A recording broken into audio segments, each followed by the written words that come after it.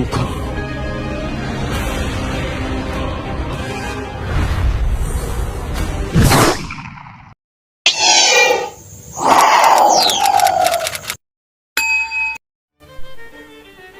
Melanjutkan episode 5 minggu lalu, Chon Sojin menghadiri peresmian Direktur Seni Chong-a. Dan dengan penuh sandiwara, Jodante pun turut hadir untuk memberikan apresiasi. Setelah upacara peresmian selesai, keduanya berdebat tatkala Jodante mencurigai kematian Oh Yun-hee atas rencana Sojin, di mana tiba-tiba saham Yun-hee menjadi milik Sojin dalam semalam. Tak mau kalah, Sojin pun berdalih bahwa Jin Budong berbohong di konferensi pers karena tahu ada orang di belakangnya, yaitu Jodante. Dan ia tidak akan memaafkan karena sudah membahayakan putrinya. Sojin pun dibuat kesal tatkala Jodante mengatakan seharusnya mereka berdua saling bekerja sama karena mereka berdua di kapal yang sama. Beralih ke Ha-eun-byul yang baru saja sadar, ia sangat kecewa dengan tindakan ibunya yang membunuh Oh Yun-hee yang telah menyelamatkannya. Karena Eun-byul melihat jelas tatkala Sojin dengan sengaja mendorong ke danau.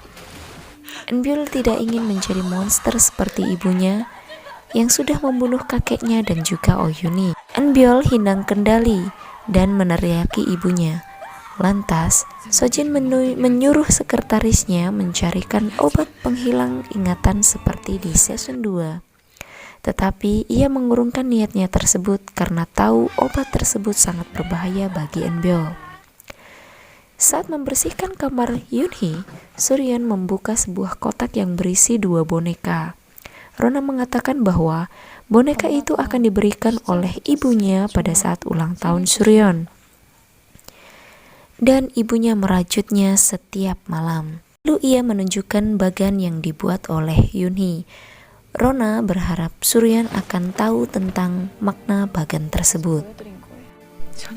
Di kotak yang lain, Suryeon menemukan petunjuk apa saja yang dilakukan Oh Yun-hee sebelum meninggal. Lantas Suryeon menggalinya dengan menemui orang yang sama ditemui oleh Oh Yun-hee, yaitu seseorang di rumah sakit di mana Ye-in dilahirkan. Lalu Suryeon mencari informasi mengenai ibu kandung Ye-in yang ternyata sudah meninggal dan pembunuhnya adalah Yoo Dong-pil. Di scene yang lain, tampak Jennie mengendap-endap keluar rumah dengan membawa 2 bungkus makanan. Lalu ibunya pun menghentikannya. Setelah mendengar penjelasan Jennie bahwa ia akan membawakan makanan untuk Rona, ibu Jennie pun menyuruh Jennie untuk mengajak Rona ke rumah agar bisa makan dan juga tidur bersama Jennie. Tetapi tiba-tiba ayah Jennie melarangnya.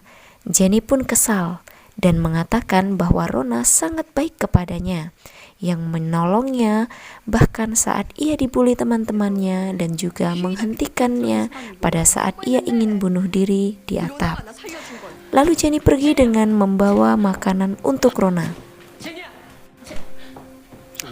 Lalu ayah Jennie pun menceritakan semuanya kepada Kang Mari tentang kematian Oh Yun-hee yang dibunuh oleh Jodante. Dan ia kembali difitnah atas kematian Oh Yun-hee. Demi melindungi Jennie, ia pun rela menjadi anjing Jodante. Kesal mendengar cerita suaminya, Kang Mari pun geram dan ingin membunuh Jodante pada saat itu juga. Tetapi suaminya melarangnya. Baginya, Jennie lah yang perlu dijaga.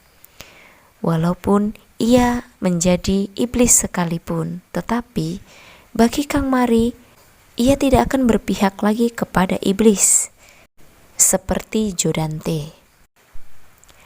Di adegan yang lain, tampak Chun-ki menemui Kyu-jin untuk menggali lebih dalam tentang Suryeon dan mengakui bahwa Suryeon adalah cinta pertamanya dan mengakui juga bahwa ia menyukainya.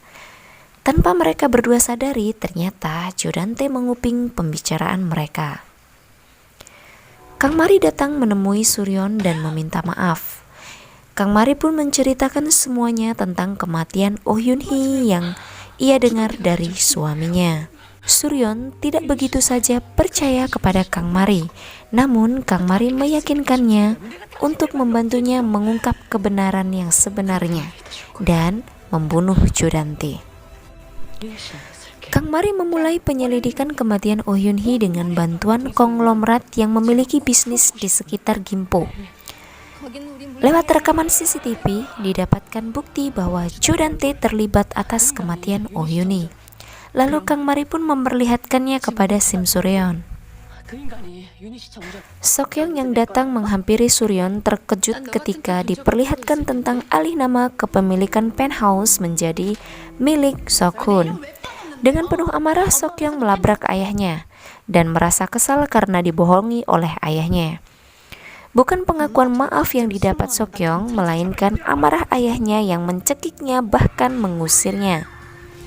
Tampak Berona sedang membesuk Eunbyul dan menanyakan apa yang sebenarnya terjadi dengan ibunya pada saat menyelamatkan Eunbyul. Rona terkejut dengan sikap Eunbyul yang berubah, malah marah-marah kepada Rona. Bahkan Eunbyul pun tidak mengingat atas kebaikan Rona dan juga Sokun yang pernah menolongnya kabur dari Jin Bundong. Tentu saja Rona kesal dan marah hingga terjadi keributan di antara keduanya. Lalu Jin Bundong pun datang menghentikan keributan mereka dan mengusir Berona. Usut punya usut, ternyata Jin Bundong lah yang menyuntikkan obat ke infus Eunbyul hingga Eunbyul lupa dengan semua yang terjadi. Sim Suryon yang bertekad membalas dendam kepada Jodante mengubah dirinya menjadi Naekyo dan membuat tato di pundaknya layaknya tato milik Naekyo. Kang Mari dan juga Jenny kini tinggal di apartemen Berona dan ia pun merawat Berona seperti anaknya sendiri. Hyeonjul lagi-lagi mendapat mandat dari penelpon misterius yang belum diketahui siapa orangnya. Di saat yang sama, Yeonchul melihat Suryon dengan gaya rambut layaknya Naekyo. Ternyata Suryon sedang menemui seseorang. Setelah mendapat telepon, Hyeonchul diminta merawat seseorang. Dan orang yang selama ini menyuruhnya via telepon adalah Chon Sojin. Dan orang yang dirawat oleh Hyeonchul ternyata adalah Logan Lee. Selama ini Sojin bekerja sama dengan Junki. Bahkan mereka berdua sudah bekerja sama sebelum Junki tiba di Korea bersama Logan Lee. Sojin yang mengetahui rencana Jodante yang akan mengebom Logan Lee menyuruh sekretarisnya untuk memberikan tulang belulang kepada Junki pada saat Junki pertama kali tiba di Korea dengan Logan Lee. Lalu Junki memasukkan tulang belulang tersebut ke dalam tasnya dan meninggalkan tas tersebut di saat berpamitan kepada Logan Lee untuk ke toilet. Pada saat bom meledak, Logan Lee diselamatkan oleh sekretaris Sojin dan juga Junki dan meminta Hyeonchul untuk merawatnya hingga sekarang. Sepertinya Hyeonchul pun belum mengetahui bahwa orang yang menyuruhnya selama ini adalah Chon Sojin. Dan episode 6 pun berakhir. Pelajaran yang dapat kita ambil dari episode 6 ini adalah jangan mau menjadi anjing manusia, karena kita bukanlah anjing melainkan manusia itu sendiri. Penasaran apa yang akan dilakukan Chon Sojin selanjutnya? Pastikan kalian subscribe agar tidak ketinggalan episode selanjutnya. Saya akhiri. Assalamualaikum warahmatullahi wabarakatuh. Annyeong.